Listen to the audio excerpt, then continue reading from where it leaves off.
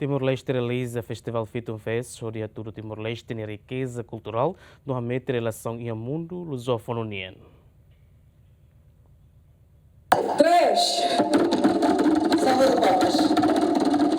O Presidente da República, Zé Mozorta, oficialmente a abertura do Festival Internacional Único Timor-Leste, que a Fito Fest, nebe realiza e a Palácio Presidencial durante a semana, nebe organiza a Associação para Empreendedorismo na Gestão Cultural Timor-Leste.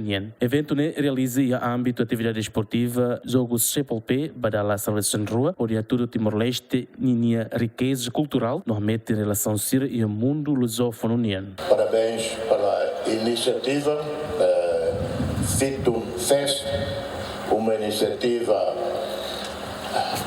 que visa mobilizar, inspirar, organizar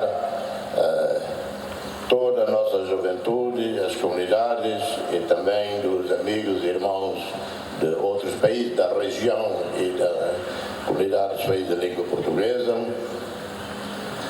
no reencontro com a história, com a cultura, e através de música, de exposições, de arte, de criatividade dos nossos jovens, dos nossos grupos culturais e outros, fazemos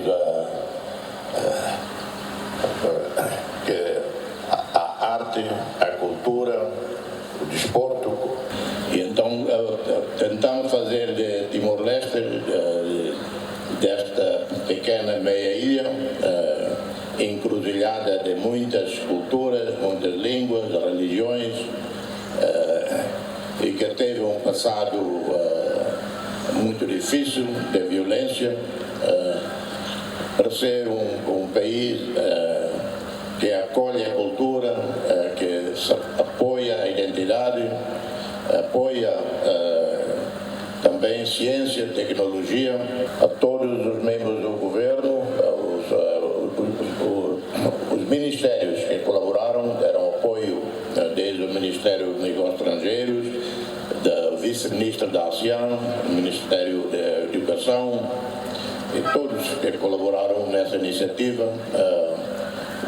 Meus parabéns e agradecimentos pelo vosso esforço. A atividade Fito Fest nos dá a oportunidade de apresentar jogos tradicionais Sira, exposição arte, música no culinária, onde promove intercâmbio cultural. No Timor-Leste tinha aspiração nessa ponte entre o Sudeste Asiático na comunidade lusófono. Agostinho da Costa, Gemen.